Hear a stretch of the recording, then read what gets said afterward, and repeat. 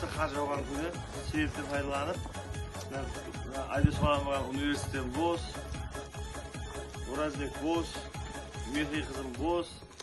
Демалыс болғаннан кейін біздер атларымызбен бірге естелік болсын деп, видеоға түстейік, атларымыз түсірейік, келешекте естелік болып қалады деп шықтық. Келуіміздегідей погода, келуіміздегідей қар, қажет демалып жүрміз. Hammaga umid yor bo'lsin, atlар baygili bo'lsin, Xudoyim.